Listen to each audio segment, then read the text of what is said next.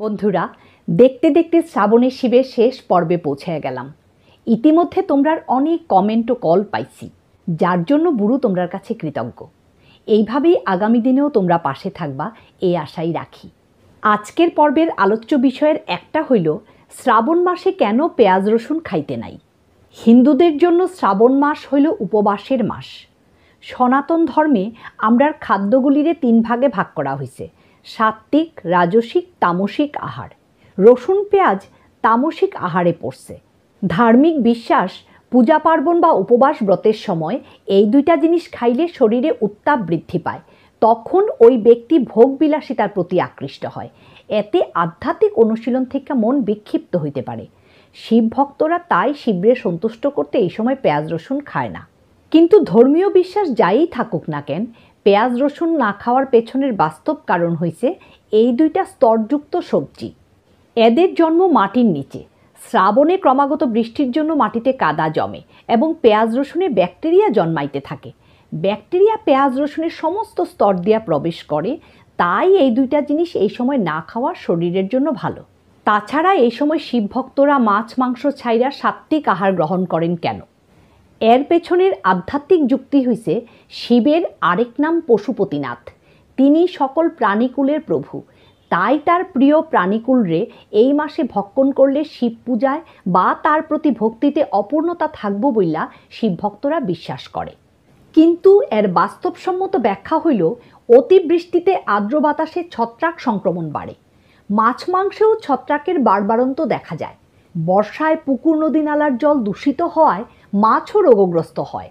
তাছাড়া এই সময়টা মাছের প্রজননকাল।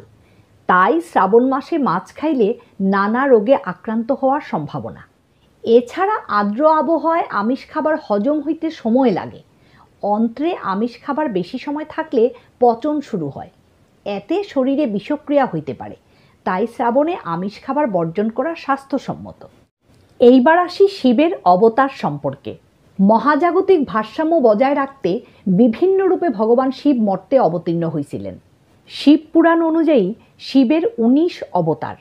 ইনারা হইলেন ক্রমান্বয়ে: 1. পিপ্লাদ অবতার, মুনি দধিচি ও তার স্ত্রী সর্চার সন্তান। কিন্তু জন্মের পর পিতৃমাতৃহীন শিশুটিরে পিসি দধিমতি পালন করেন। বড় হইয়া পিপ্লাদ জানতে পারে যে শনিদেবের প্রকোপে তার পিতামাতার মৃত্যু হয়। ক্ষুব্ধ পিপ্লাদের অভিশাপে স্বর্গ থেকে শনির পতন হয়। পরে দেবতাদের অনুরোধে শনিকে ক্ষমা করেন তিনি। কিন্তু শর্ত ছিল 16 বছর বয়স পর্যন্ত শনি কারোর ক্ষতি করতে পারত না। আর শনির দৃষ্টি যার উপর পড়ব সে যদি শিবের পিপ্লাদ অবতারের পূজা করে তাইলে শনির প্রকোপ থেকে রক্ষা পাইব। 2. নন্দী অবতার। মুনি শিলাদের পুত্ররূপে শিব নন্দী নামে জন্ম নেয়, যিনি কৈলাসের দ্বার রক্ষক এবং শিবের বাহন ঐশ্বরিক সাদা ষাঁড়, যে শক্তি, বীরত্ব ও আনুগত্যের প্রতীক। 3. বীরভদ্র। এইখানে সতীর মৃত্যুর প্রতিশোধের উগ্ররূপ। ভোলানাথ বীরভদ্র রূপে রাজা দক্ষের যজ্ঞ ধ্বংস কইরা দক্ষের মুণ্ডুচ্ছেদ করেন। 4. কাল ভৈরব। ধ্বংস ও বিলুপ্তির সাথে এই রূপ যুক্ত। ভৈরবরে দণ্ডপাণীও বলে। লোভী, কামনাসক্ত ও উদ্ধত মানুষদের ভৈরব রূপে শাস্তি দেন তিনি। 5. সরভ অবতার।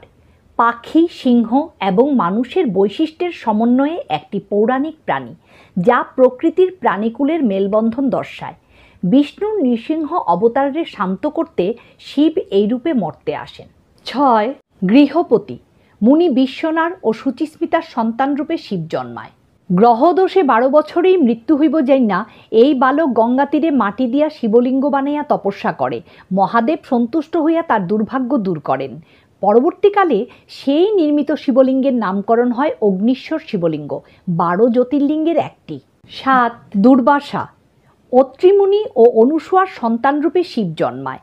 উগ্র মেজাজের ঋষি হিসাবে তিনি পরিচিত। এই অবতারে শিব মানুষরে বুঝাইছেন ক্রোধের পরিণাম কি মারাত্মক হইতে পারে। 8. অশ্বত্থামা। অস্ত্রগুরু দ্রোণাচার্যের ধ্যানে প্রসন্ন হইয়া শিব তার পুত্ররূপে জন্মায়। অশ্বত্থামা একজন চিরঞ্জীবী, যিনি সাহস ও আনুগত্যের সঙ্গে যুক্ত। এই অবতারে শিব মানুষরে বুঝাইছেন হিংসা, পাপ, লোভ ও কুসঙ্গের পরিণতি কী। 9. ঋষভ অবতার। লিঙ্গ পুরাণ মতে ঋষভ শিবের ষাঁড়রূপী অবতার।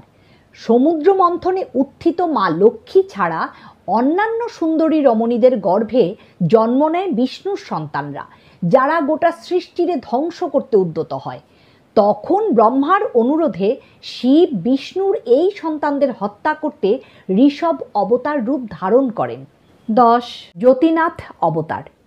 আদিবাসী আহুক ও তার স্ত্রীর ভক্তির পরীক্ষা নিতে জ্যোতিনাথ অবতার রূপে শিব মর্তে আসেন। পরের জন্মে এদেরকে নল ও দময়ন্তী হয়ে জন্মানোর বর দেন তিনি। 11. হনুমান। ভগবান রামের ভক্ত। তিনি সাহস, আনুগত্য ও নিঃস্বার্থ সেবার প্রতীক। শিবের 11তম রুদ্র অবতার। মনে করা হয় তিনি এখনও পৃথিবীতে বিরাজমান। 12. ভিক্ষাতন। শিবের ভিক্ষুক রূপ, যা তার বিনীত রূপরে দর্শায়। তিনি একটি খুলি ভিক্ষার বাটি বহন করেন এবং প্রায়শই তার সহধর্মিণী পার্বতীর সাথে থাকেন। 13. অঘোর। ব্রহ্মা যখন সৃষ্টির চিন্তায় গভীর ধ্যানে মগ্ন, তখন কালো রঙের ছাই ভস্য মাখা একটি সত্তা আবির্ভূত হয়। ব্রহ্মা সেই সত্তার নাম দেন অঘোর, যারে শিবের অবতার বইলা মানা হয়। 14. ব্রহ্মচারী। সতী মৃত্যুর পর পার্বতী রূপে জন্মাইয়া শিবরে স্বামীরূপে পাইতে তপস্যা করতে থাকে। তখন এই অবতার রূপে শিব মাতা পার্বতীর শিবভক্তির পরীক্ষা নেয়। 15. কিরাতেশ্বর অবতার। কিরাতের রূপে শিব মহাভারতে অর্জুনের অস্ত্র পরীক্ষা নেয়। ফলস্বরূপ তার মহাশক্তিশালী পশুপাতাস্ত্র অর্জুনরে দান করেন। 16. অবধূত। দেবরাজ ইন্দ্রের অহংকার চূর্ণ করতে শিবের এই রূপ। 17. নামদেব। রক্ত নামের বিংশতকল্পে ব্রহ্মার ধ্যানমগ্ন থাকাকালীন সময় গায়ের রং লাল হইয়া যায়। তখন তার দেহ থেকে একটা লাল সত্তা প্রকাশ পায়। ব্রহ্মা তারে শিবের অবতার মনে কইরা নাম রাখেন নামদেব। 18. যক্ষেশ্বর অবতার। সমুদ্র মন্থনে উত্থিত অমৃত পান কইরা দেবতারা অহংকারী হইয়া পড়ে। শিব তখন যক্ষের রূপ নিয়া দেবতাদের দর্প চূর্ণ করে। 19. সুরেশ্বর অবতার। এইখানে শিব উপমন্যু নামে এক শিশু ভক্তের ভক্তি পরীক্ষা করতে দেবরাজ ইন্দ্রের ছদ্মবেশে সুরেশ্বর রূপ ধারণ করেন। এই অবতার ইন্দ্রের ভক্তদের প্রতি ভালোবাসা প্রকাশ করে। তবে শিবের অবতারগণের মধ্যে অনেকেই শিবাংশ বা রুদ্রাংশ হিসাবে আবির্ভূত হন। তাই শিবের অবতার বা শিবের অংশ হইলেই কিন্তু সে শিব নয়। এইবার আসি শিবের অষ্টমূর্তি প্রসঙ্গে। শিবের 8টি বিশেষ রূপরে একত্রে অষ্টমূর্তি কয়। এই রূপগুলি হইল বায়ু, জল, আগুন, পৃথিবী, সূর্য, চন্দ্র, আত্মা, আকাশ।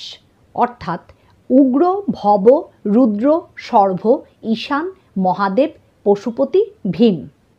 শিবরে কেন ত্রিপুরান্তক কয়?